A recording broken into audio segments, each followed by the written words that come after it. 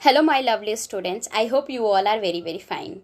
Today, we are going to start a new chapter, that is chapter 4, reproduction in animals. So, in this video, we are not going to start a particular topic because we are going to have a brief introduction about this chapter. Okay, what we have to study, what we have to know in this chapter. Okay, we are going to discuss that only in brief. Okay, so let's start our video. First of all, let's understand what is the meaning of the reproduction. You must have seen that cow is giving birth to a little cow and the buffalo is giving birth to the little buffalo. If you are seeing some of the birds are laying egg, and later on the baby bird is only hatching from that. Okay, you have not seen the egg of the bird, okay, is hatching into the snake. Why? Because they are giving birth to their own kind. Okay, zebra can produce only the kind of animal which look like a zebra. Actually, they can produce zebra. Fish can produce fish. Birds can produce birds. Snake will produce snake. That's why I am saying reproduction is a process in which living thing produce of their own kind. You have not seen, if we are keeping the two chair, after some time it will not become four. Okay, why? Because that is a non-living thing.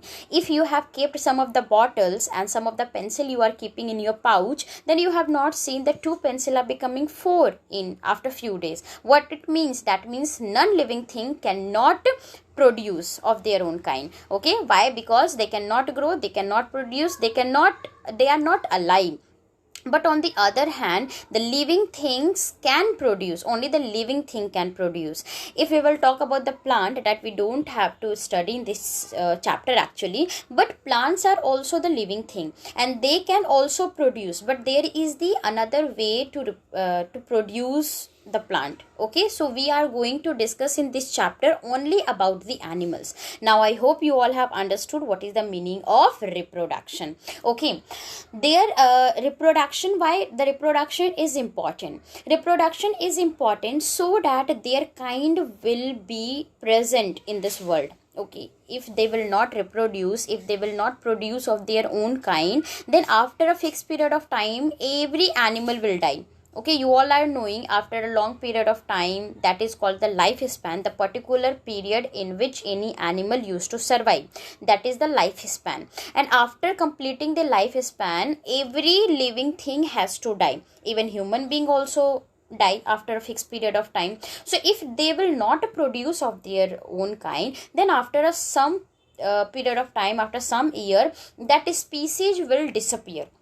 Okay, this is only the main purpose to reproduce, so that their kind or their species or a special group can be maintained on this earth. Okay, this is the main purpose of the reproduction.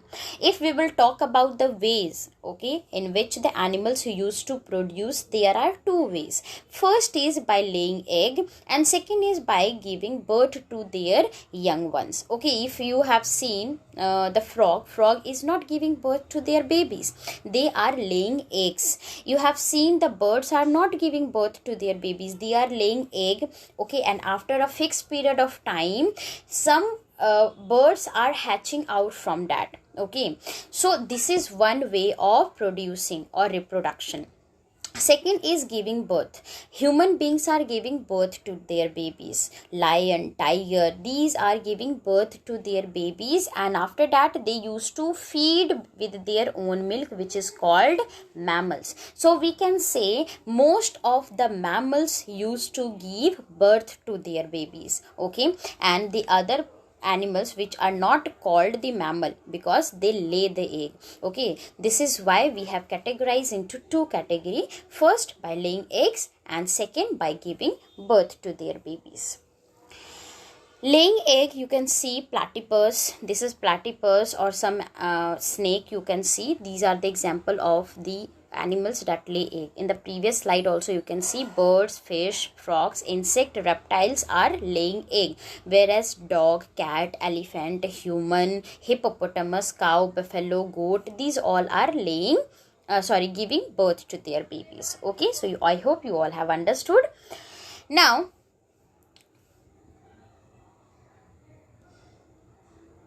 which type of animals are called mammals? Okay, how do we recognize which animal is mammal or not?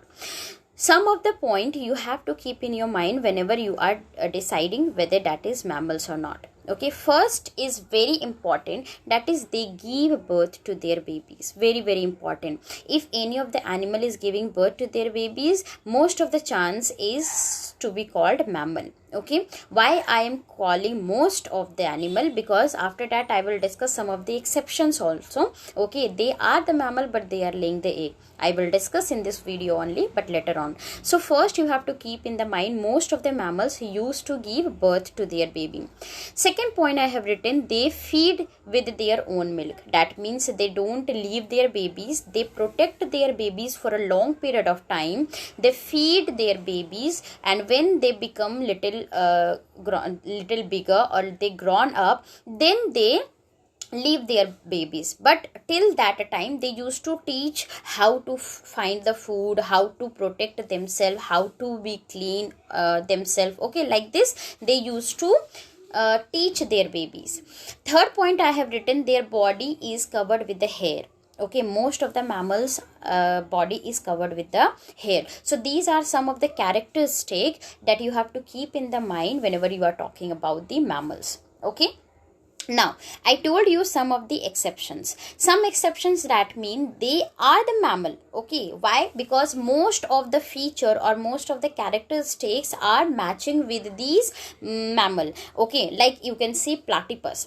Platypus is a mammal but they used to lay egg. Understood? That's why exception I have written. Exception means unique. Okay, that means their characteristic is little different from the mammals, but actually they are mammal. Platypus and anteater both are mammals, but they used to lay egg, and as you can see their body is covered with the hair. So most of the features are matching with the mammals, that's why they are considered as mammal. But yes, they used to lay egg. Now in this chapter, we will also discuss the beautiful life cycle of the frog. There are many stages in the life cycle of the frog, as you can see. First, they are laying egg, okay, in the water, and their egg is like a jelly. If you will touch that, it is very very soft. And after that, in the egg, one embryo, that is the developing baby, can be seen. And after that, the very small fish like a structure comes out, which is known as tadpole. Okay, and later on it become adult one. Adult means what? When do we call any animal adult? When they are ready to reproduce. That means if they are ready to lay egg and again they can produce the egg, that time they are called adult. So when they become adult, again they can repeat the reproduction. Okay, so this is the life cycle of frog. One more beautiful life cycle we will discuss in this chapter, that is the butterfly. This is one of the most beautiful life cycle in this nature. Okay, if I will discuss, you can see these are the very beautiful, and when you will see the initial stages of the butterfly, you cannot recognize that these are the part of the life cycle of butterfly. From first stage and this last stage, okay, this butterfly, if you are comparing, they are totally different. Okay, you cannot see any of the similarity between the caterpillar and the adult butterfly. Okay, these all are included in this adult butterfly, which is a several stages, and in this chapter we will discuss how a butterfly used to convert itself, okay, from the caterpillar into the adult butterfly. Okay, so a lot of thing is there to learn in this chapter. I hope you will enjoy this chapter in this video till here only. Thank you so much for watching.